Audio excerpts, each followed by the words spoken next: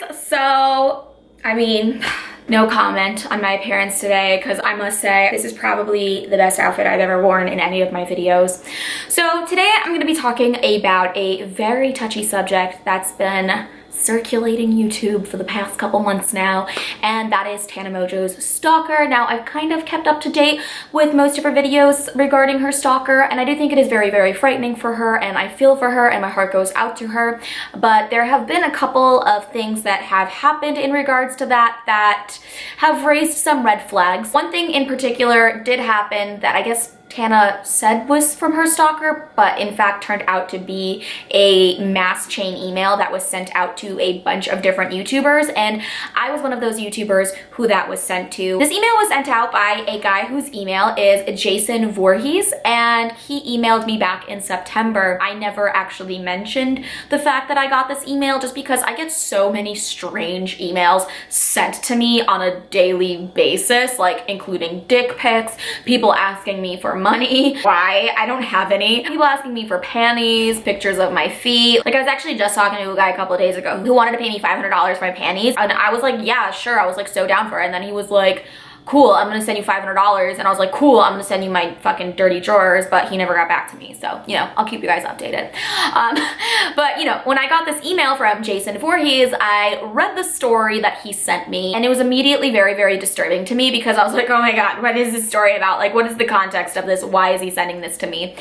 And I was freaked out for all of maybe like 30 minutes, but then it kind of occurred to me that, you know, maybe this guy just like writes stories. I know that some people watch the YouTube channel called Creepypasta or something. I'm subscribed to it, and I know it's like a big community on YouTube where people send in their scary stories, and so I just kind of assumed this guy is a writer and he wrote the scary story and wanted to send it to a bunch of YouTubers because it's not uncommon to have, you know, scary stories on YouTube. People talk about scary experiences, people, you know, read scary stories. It's not like something super, super strange. I think that the only reason why I got a little bit creeped out is because of one excerpt, which I'm going to read to you guys, and I'm also going to leave a screenshot of the message right here. So if you guys want to like analyze it more, read it more, you can just like pause the video right here and do so. She is so beautiful, he thought to himself. He loved her so much. Her hot, silky body, the way she tucks her hair behind her ear, her ever so loving voice, but most of all, he adored her sweet, innocent face. He knew all its lines and creases, its many soft curves and sharp angles.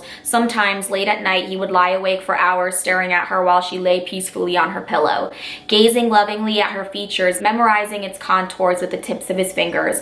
The brow was an impressive brow, high and prominent. He had always thought that a strong brow was a sign of a strong mind. Sometimes he wondered what thoughts went on behind that brow, and whether he could ever understand them all. His own brow was not so extravagant, and so he guessed neither were his thoughts. But he had thoughts that were not so easily understood either. He knew he did. He had surprised his lover with them once, and that was proof enough. Her eyes were so innocent and pure, the sockets deep set but level to give them a penetrating gaze. Behind the shut lids were the brightest blue eyes he had ever seen. Baby blue, he called them.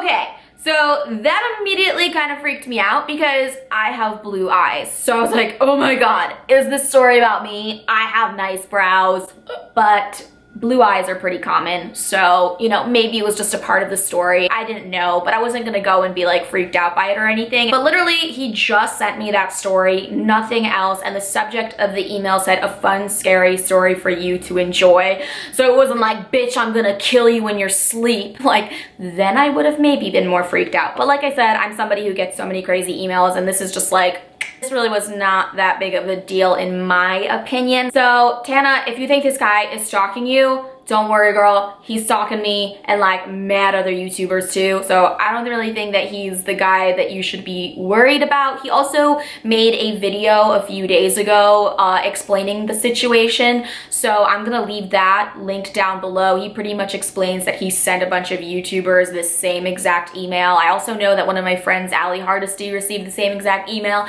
So I think that, you know, all of us need to just like reassure each other that it's all good. And we also have to admit, this guy's a pretty pretty damn good writer. I think that the fact that he did manage to scare a bunch of people really speaks volumes about his ability to write scary stories. And on top of that, like, it's just very, very well written. So yeah, that's gonna be it for today's video. So let me know what you guys think in the comment section below. Are you the type of person that would get really, really freaked out if you were sent something like this? Also, make sure to give this video a thumbs up for my amazing pug sweater. Subscribe to my channel and click the little bell next to it to join the notification squad because that makes you cool or some shit. And I'll see you guys tomorrow.